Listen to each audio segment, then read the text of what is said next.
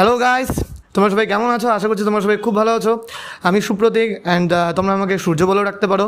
So guys, তো তোমরা হয়তো জানো যে কুচবিহারে একটা দারুণ একটা ফিল্ম আসতে চলেছে, যার নাম হলো ক্যাটারাক্ট। অ্যান্ড এই ক্যাটারাক্ট ফিল্মের আজকের যে হচ্ছে আমাদের বলতে গেলে ডাইরেক্টর, মেন যে কাস্টে যারা আছে তারা হচ্ছে আজকে আমাদের স্পেশাল গেস্ট। তো তোমাদেরকে তাদের সাথে আজকে পরিচয় করাবো।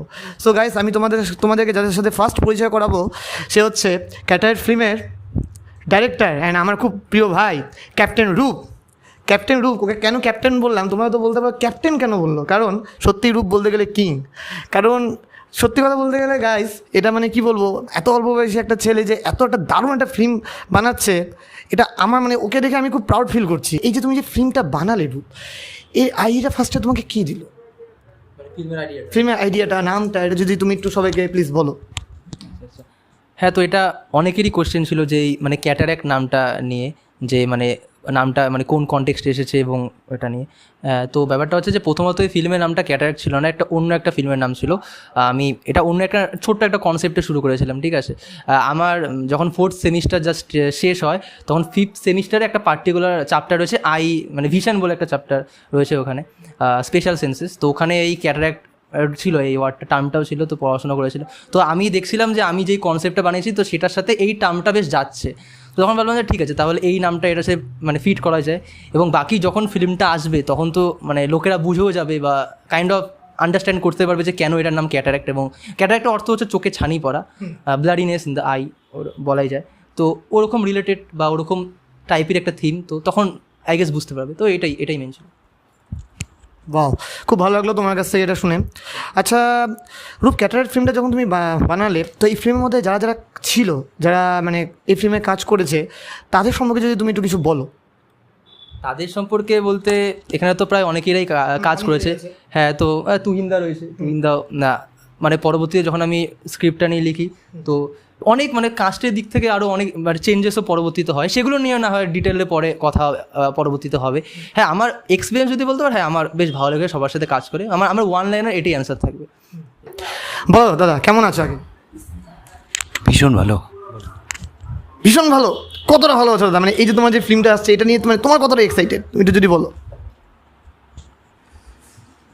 পার্টিকুলারলি এই ফিল্মটা নিয়ে এক্সাইটমেন্ট তো রয়েছে। আরেকটা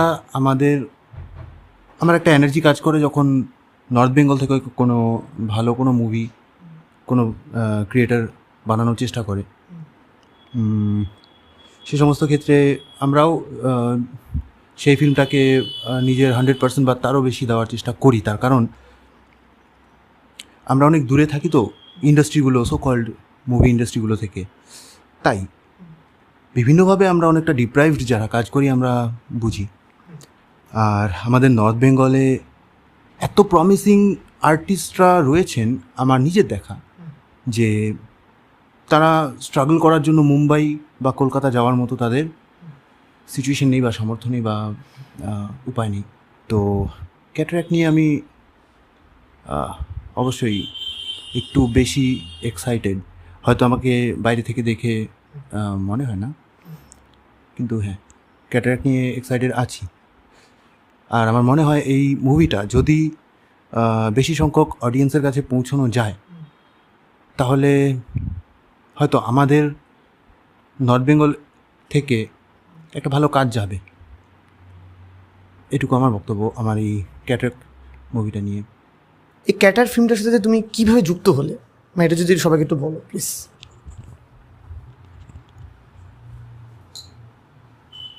অ্যাকচুয়ালি ক্যাটারাক্ট ফিল্মের প্রাইমারি কাস্টিং যেটা ছিল, তো সেখানে আমার এই চরিত্রটা আমার বন্ধু প্রিয়দর্শী রায়ের করার কথা ছিল, এবং তিনি সেটা নিয়ে অনেক প্রিপারেশনও করেছিলেন, কিন্তু ইভেনচুয়ালি সেটা তিনি করতে পারেননি শারীরিক অসুস্থতা আর কিছু সময়ের অভাবে।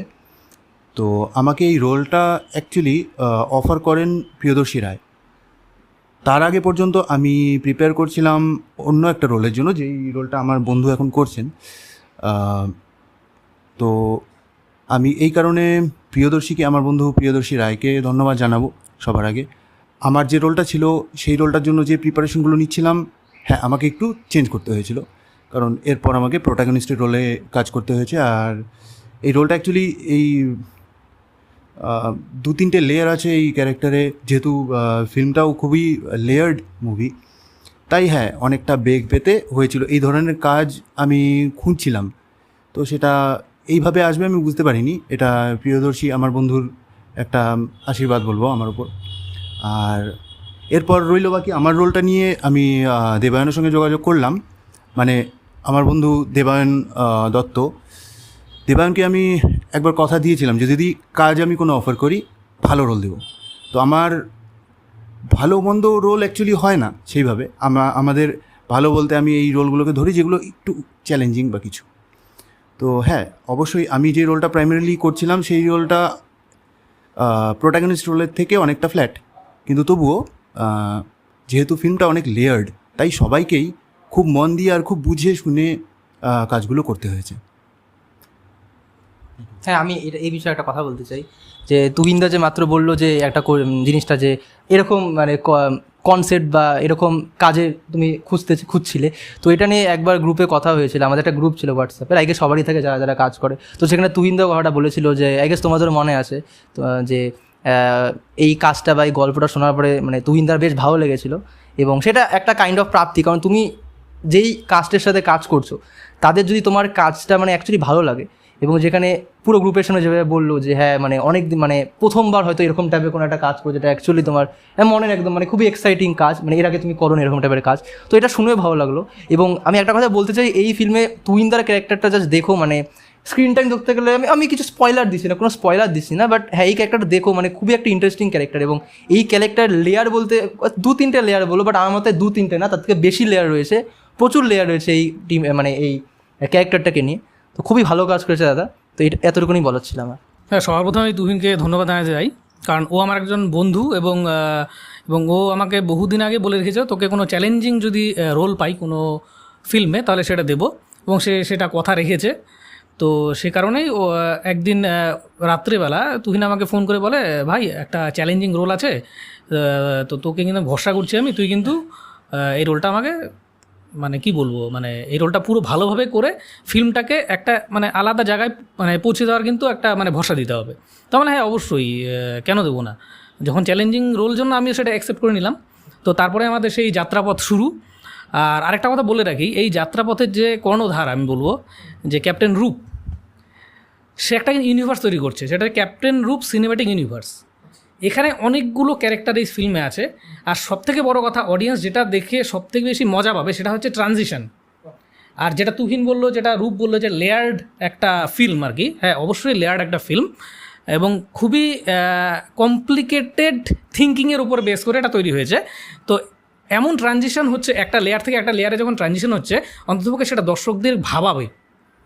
হ্যাঁ, এই চিরাচরিত বাংলা ছবির থেকে একটু ডিফারেন্ট, এবার ডিফারেন্ট বলবো খুব অনেকটাই ডিফারেন্ট একটা মানে ফিল্ম তৈরি করতে যাচ্ছে ক্যাপ্টেন রূপ। তো আরেকটা কথা বলছি, ক্যাপ্টেন রূপ কিন্তু আমাদের বলতে গেলে নর্থ বেঙ্গল না, ওয়েস্ট বেঙ্গলের কনিষ্ঠতম একজন ফিল্ম ডিরেক্টর এবং রাইটার হতে চলেছে। হ্যাঁ, এবং আমার মতে প্রত্যেকের এই সিনেমাটা দেখা উচিত। হ্যাঁ, এবং এই সিনেমাতে যে কি বলবো মানে রোল প্লে করেছে যারা অ্যাক্টাররা, তুহিন, আমি এবং অন্যান্য আরও যারা আছে অনির্বাণ, তো তারাও কিন্তু খুব ভালো করেছে। এবং আমার মনে হয় ক্যাপ্টেন রূপের এই যে কি বলবো এই জার্নিটা 28 এপ্রিলে এটা মানে কি বলবো পুরোপুরিভাবে মানে সাকসেসফুলি রিলিজ হতে চলেছে। হ্যাঁ, তো আমি বলবো অডিয়েন্সকে এটা দেখুন। আপনারা তো সবসময় ছবি তো দেখেনি, এটা ধরুন একটা ফিচার ফিল্মই হতে চলেছে, তো একটু সময় করে দেখবেন। আর অবশ্যই আমাদের কি বলবো কনিষ্ঠতম ডিরেক্টর ক্যাপ্টেন রূপকে একটু কি বলবো প্রমোট করবেন অবশ্যই। আর আরেকটা কথা বলছি, আমাদের নর্থ বেঙ্গল থেকে এরকম একটা কাজ কিন্তু মানে কি বলবো অনেক হয়েছে, কিন্তু এই ধরনের একটা ইউনিভার্স ক্রিয়েট করার একটা ফিল্ম আর কি এটা প্রথম হচ্ছে। আর একটা কথা বলছি, আমরা সবাই জানি যে nepotism Bangla industry, Hindi industry সব কিছুতেই রয়েছে, কিন্তু ডিরেক্টর এবং ডিরেক্টরদের ক্ষেত্রেও কিন্তু নেপোটিজমটা কাজ করে, এটা কিন্তু অনেকে জানে না। অনেকে ভাবে যে অ্যাক্টরদের উপরে নেপোটিজমটা কাজ করে।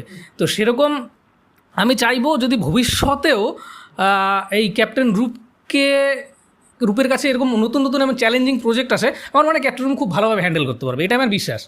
তো যাই হোক, তো আপনাদের এটাই দর্শকদের কাছে একটা অনুরোধ, আপনারা ফিল্মটা দেখুন।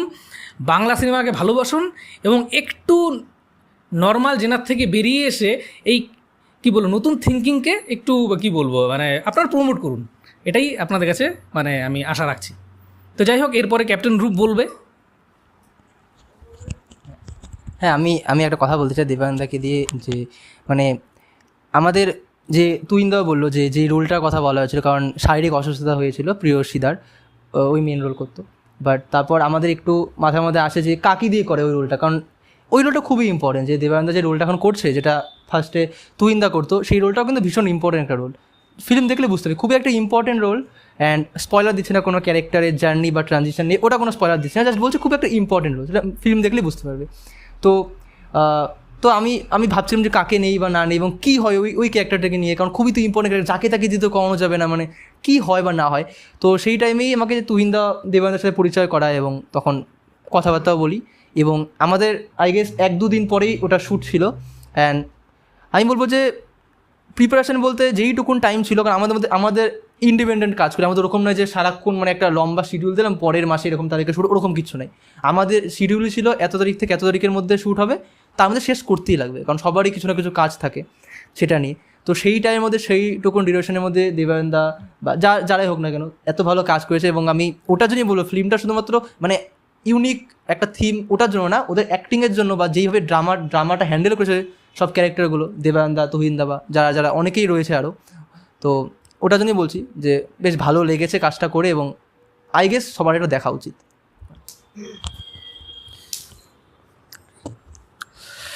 সত্যি কথা বলতে গেলে তোমাদের কাছ থেকে এই ফিল্মের সম্পর্কে আমি যা শুনলাম, এতে আমার একদম মানে আমি বুঝে গেছি এই ফিল্ম দারুণ হবে, দারুণ অসাধারণ হবে। রূপকে একটা প্রশ্ন করতে চাই। রূপ, ক্যাটারাক্ট ফিল্মটা তো আর খুব শীঘ্রই লঞ্চ হতে যাচ্ছে, তো এরপর তোমার মাথায় কি কিছু অন্য আইডিয়া চলছে, মানে অন্য কোনো কিছু ফিল্ম কি তুমি বানাবে বা কোনো কিছু, সেটা যদি সবাইকে একটু বলো। অন্য বলতে হ্যাঁ অনেক আইডিয়া তো রয়েছে, বাট এখন তো পুরো ফোকাস ক্যাটারাক্টই। তো সামনে মানে ক্যাটারাক্ট দেখলে বুঝতে হবে, মানে যদি ক্যাটারাক্ট দেখতে পারো তাহলে বুঝবে যে অন্য কী ফিল্ম আসতে চলেছে। মানে এই লাইনটা যে আমি এটা আগে তুহিন্দা বুঝতে পারবে, বিকজ এটা আমি আগেই কিছু মানে রিভিল করতে চাই না, বাট যখন ক্যাটারাক্ট ফিল্মটা দেখবে একদম শেষ অবধি দেখবে, একদম শেষ অবধি দেখবে। ওটাকে post credit scene I guess বলা যায় না, পোস্ট ক্রেডিট সিন ঠিক না, জাস্ট একদম শেষ অবধি দেখবে, তখন বুঝতে হবে যে আমার নেক্সট ফিল্ম কী আসতে চলেছে, ব্যাস এতটুকুনি বলার। তো যাই হোক, খুব ভালো লাগলো তোমাদের সাথে গল্প করে, ভাইয়ের সাথে গল্প করে, দাদাদের সাথে গল্প করে, আর অনেক কিছুই পরবর্তীতে আমরা জানতে পারবো। আজকে আপাতত আমরা এখানেই স্টপ করে দিচ্ছি, আগামী পর্বে আবার তোমাদের সাথে দেখা হবে, চলো।